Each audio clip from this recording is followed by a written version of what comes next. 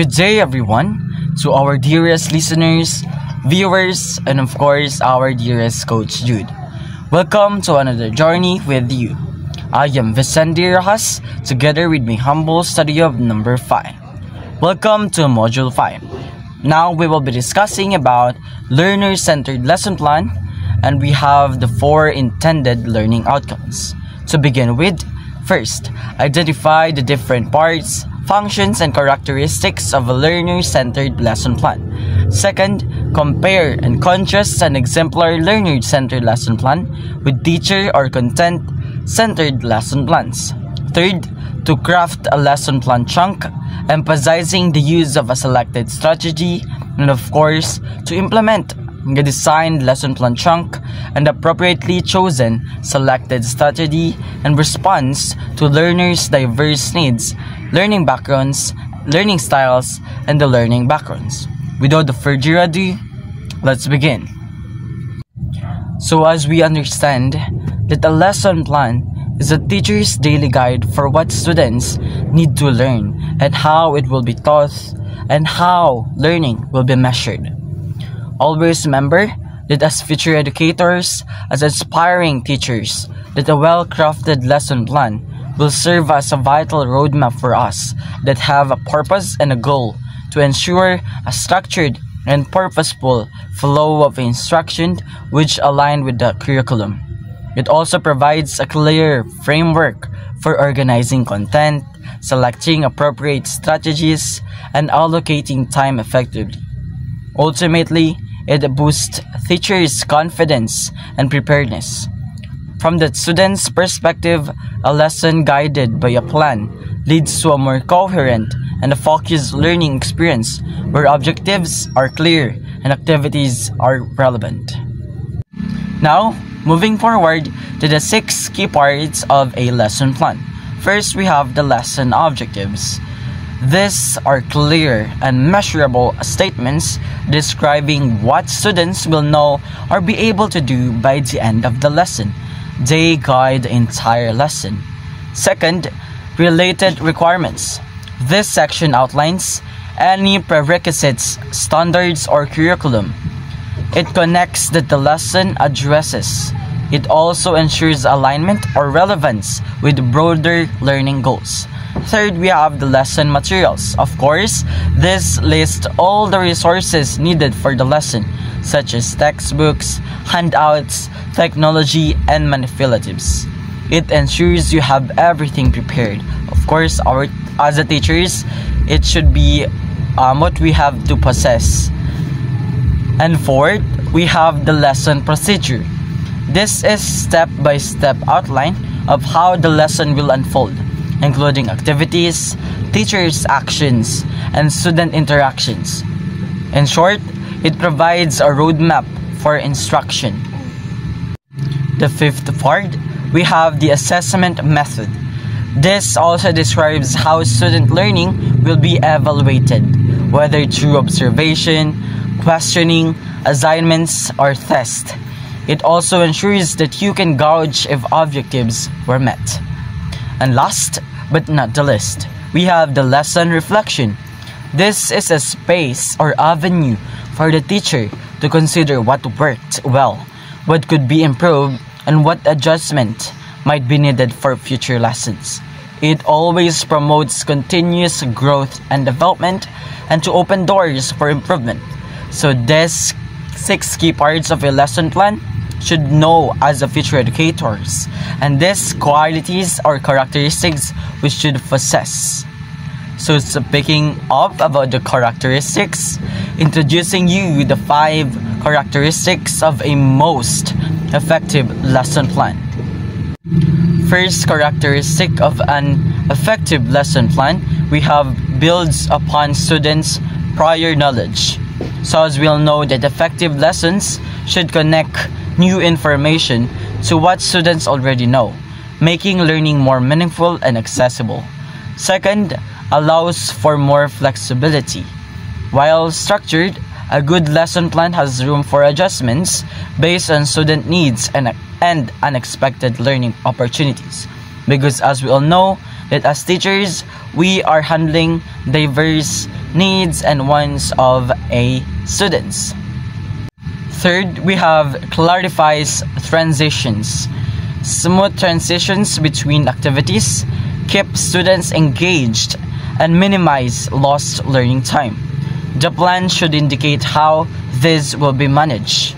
Of course, it is the responsibility of a teacher. Fourth, we have a lot time for students' involvement. Effective lessons actively engage students through discussions, activities, and collaborative work rather than passive learning. And of course, fifth is to prompt teachers to reflect. The lesson plan encourages teachers to think critically about their instructions and its impact on students' learning, which is leading to ongoing progress and meaningful learning styles. With that being said, once again, this is Vicente Rojas, proud from BSED English 1A. Thank you for watching. Hey everyone, a pleasant day coach. I am Nurima A. Abubakar, and for my topic, I will discuss the letter B, which is the instructional learning processes. So number one, we have the learning objectives. So lesson objectives list what students will be able to do after completing the lessons. Objectives let you easily tell if your lesson has effectively taught your students new concepts and skills. It can feel overwhelming to pin down specific takeaways for a lesson, but you can break the process into steps to do it in a breeze. So first, it's best to view your lesson's objectives as a goals for your class and students. One of the most popular goal-setting strategies is the SMART criteria, which ensures goals are focused. So, in the context of lesson planning, you can use the SMART criteria to determine your lesson's objectives. Is the objective specific? Is the objective measurable? Is the objective attainable by all students?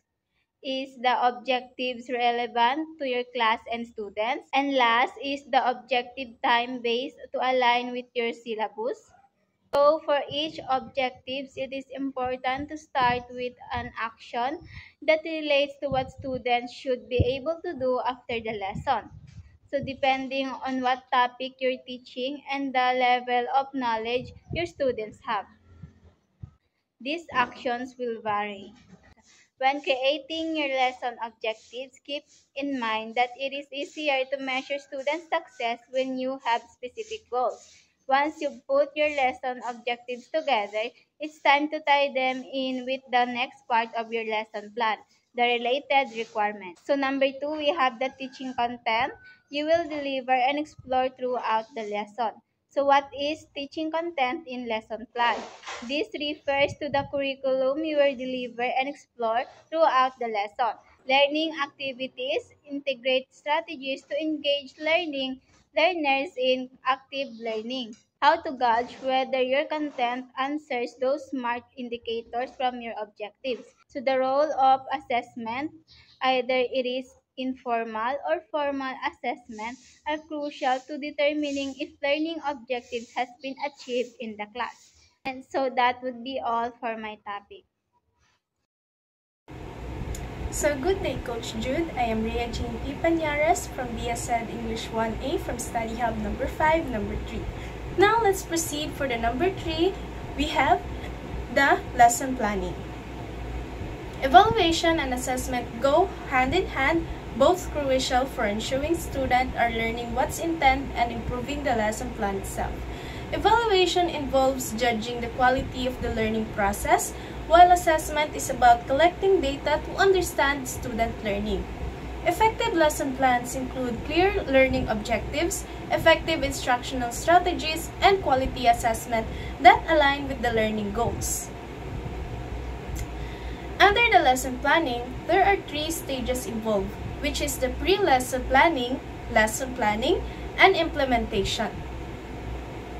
First one is the pre-lesson planning. Pre-lesson planning before writing the plan. At this stage, you think about what to include in the lesson. selecting resources while considering the lesson objectives and students' needs. In addition, pre-planning in lesson plan, this includes the determining the lesson's learning objectives, planning the introduction activities and assessments, and creating a realistic timeline. Number 2, we have the lesson planning, writing the plan. This is the stage of writing the lesson plan following a given template. It would be better to plan your lessons ahead so that you can have enough time to revise your plan. You can plan for the 5 days in advance and revise daily your plan. You may think of planning a number of lessons to have time of revisions.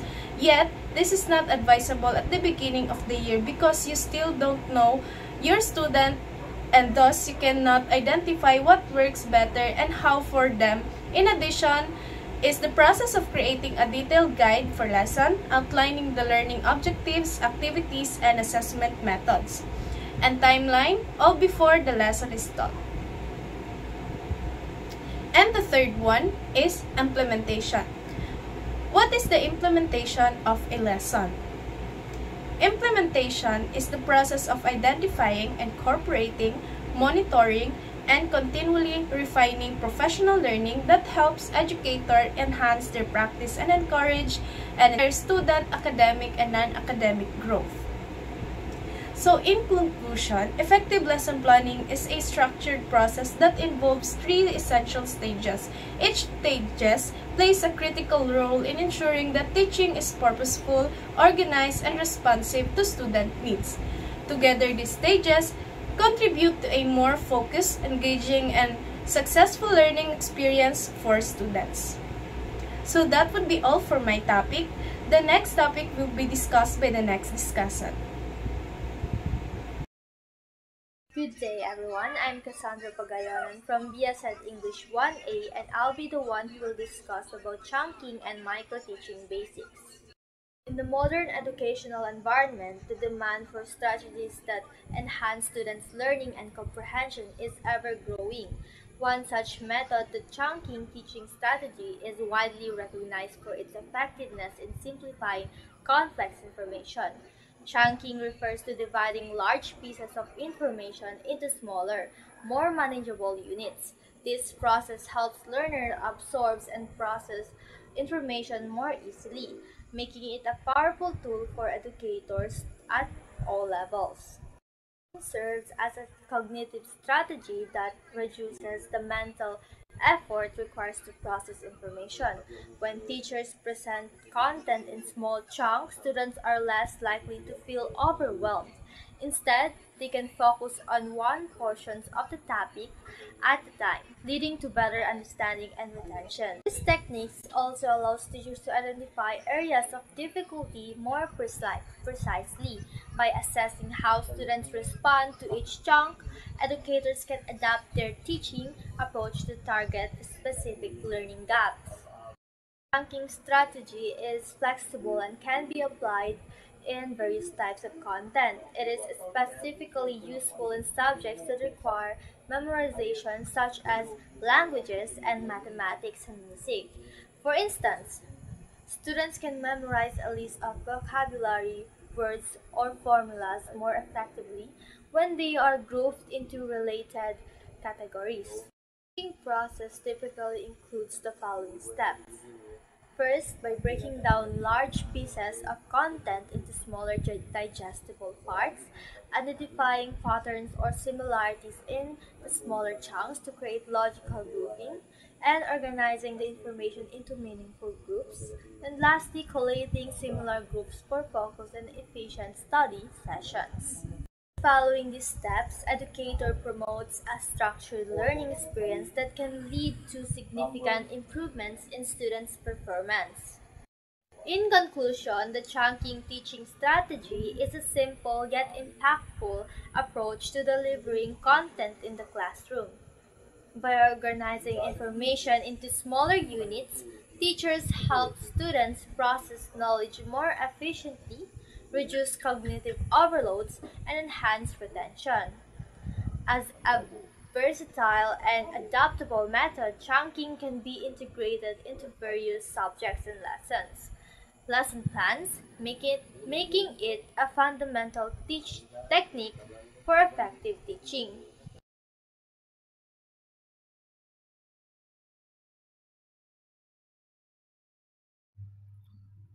Good day, everyone. So, I am Kenneth Gonzalez from Study Hub number 5, member number 5. And today we'll discuss about why should we use chunking as a teaching strategy. Chunking is the process of breaking down large pieces of information into smaller, more manageable units. It's a highly effective teaching strategy because it directly addresses the limitations of human working memory. Our brains can only process a limited amount of information at once.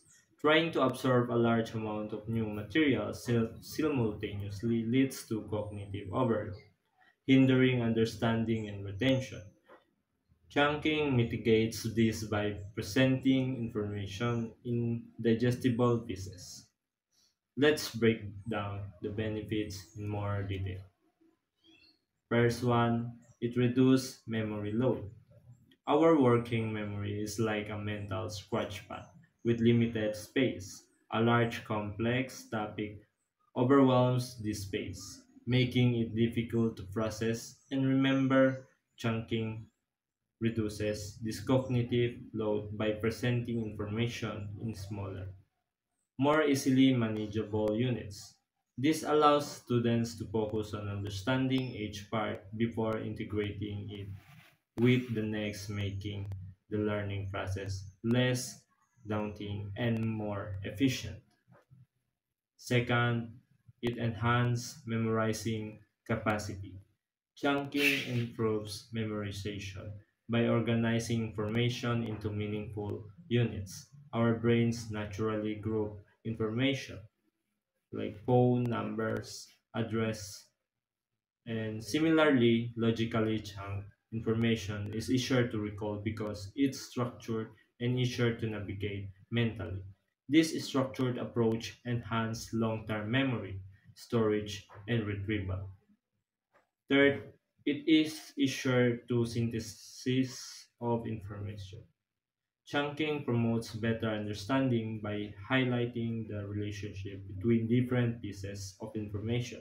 When information is presented in smaller, related chunks, students can more easily identify connections and create a comprehensive understanding of the larger topic. It's like building with Legos. Each brick is manageable, but they combine to create a complex structure. Fourth, it is identifying difficult words, phrases. Breaking down text into smaller sections makes it easier to spot challenging vocabulary or complex sentence structures. Students can focus on these specific areas without being overwhelmed by the complete text. This allows for target support, clarification, addressing learning difficulties more effectively. The fifth one, it helps understand ideas and keywords. Chunking helps students identify main ideas and keywords more easily by focusing on smaller units of information. Students can quickly grasp the core concepts and important terminology. This improves comprehensions and allows for better extractions of key takeaways from a lessons or reading assignment. The last one, it helps improve comprehension and paraphrasing. Understanding smaller chunks of information leads to a more solid overall comprehension. This improved grasp of the material makes it easier for students to rephrase or summarize the information in their own words, demonstrating a deeper level of understanding and retention. Tips for effective chunking. The success of chunking depends heavily on thoughtful planning and execution. The most crucial tip is assess learners' knowledge. Before dividing content, gauge students' prior knowledge. This prevents unnecessary repetition, saves time, and allows you to build on existing understanding. A simple pre assessment, like a quick quiz, brief discussion, or even a thumbs up, thumbs down, or check can be highly effective. This target approach ensures that instruction addresses specific knowledge gaps, maximizing learning efficiency and student engagement.